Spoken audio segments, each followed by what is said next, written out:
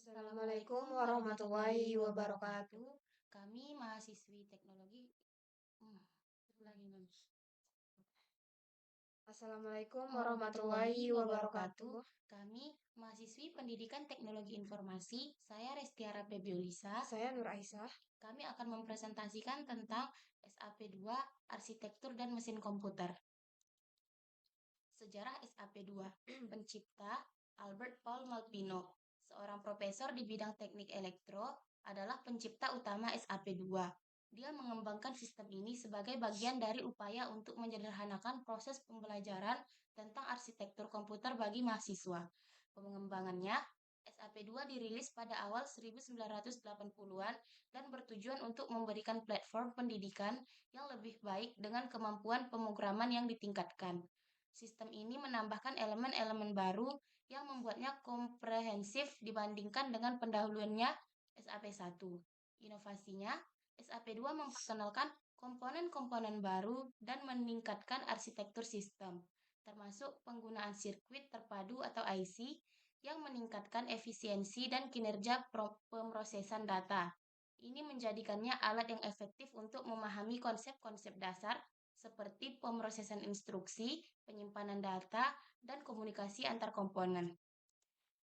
Definisi arsitektur komputer. Arsitektur komputer adalah disiplin yang mempelajari struktur, organisasi, dan desain dari sistem komputer. Ini mencakup berbagai komponen dan interaksi antar bagian-bagian dalam sebuah komputer, termasuk perangkat keras dan perangkat lunak. Arsitektur komputer menentukan bagian sistem ini dapat memproses data, menyimpan informasi, dan berinteraksi dengan pengguna dan perangkat lain. Komponen utama arsitektur komputer. Yang pertama, unit pemrosesan sentral CPU merupakan inti dari komputer yang bertanggung jawab untuk mengeksekusi instruksi. Yang kedua, memori. Tempat penyimpanan data dan instruksi terdapat beberapa jenis yaitu RAM dan ROM. Ketiga, sistem input-output. Mencakup semua perangkat yang meningkatkan komputer berinteraksi dengan dunia luar seperti keyboard, mouse, printer, dan disk drive. Sistem input-output penting untuk pengambilan dan penyimpanan data. Yang keempat, bus system.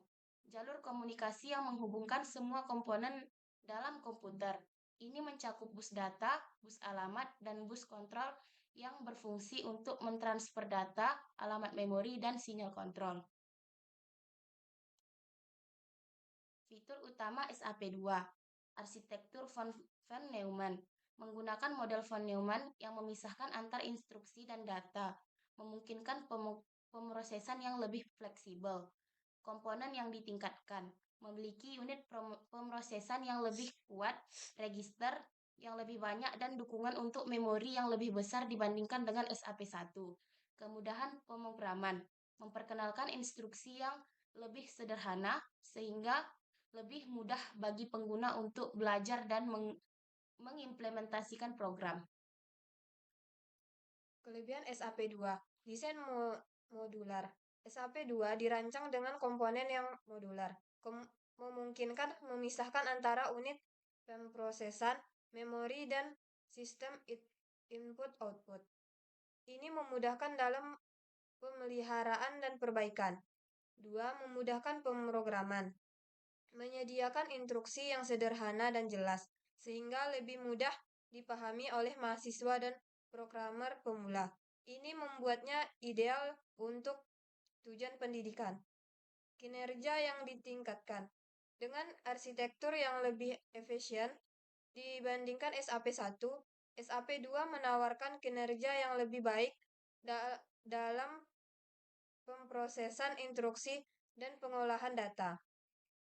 Arsitektur von Neumann. Menggunakan model von Neumann memungkinkan pemrograman yang fleksibel dengan menyimpan instruksi dan data dalam memori yang sama.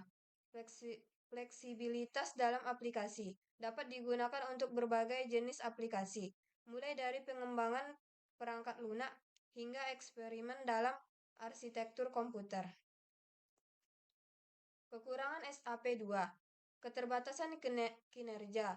Meskipun lebih baik daripada SAP1, kinerja SAP2 masih terbatas dibanding dengan arsitektur komponen modern yang lebih canggih. Ini mungkin tidak memadai untuk aplikasi yang memerlukan pemrosesan cepat dan intensif. Kompleksitas dalam pengembangan.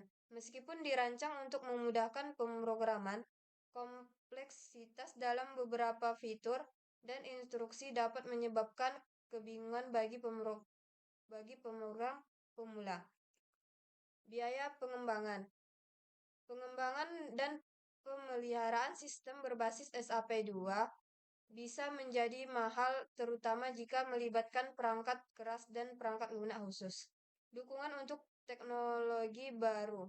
SAP2 mungkin tidak memiliki dukungan untuk beberapa teknologi terbaru dan perangkat keras mutakhir, membatasi kemampuannya untuk beradaptasi dengan perkembangan terkini di bidang komputer.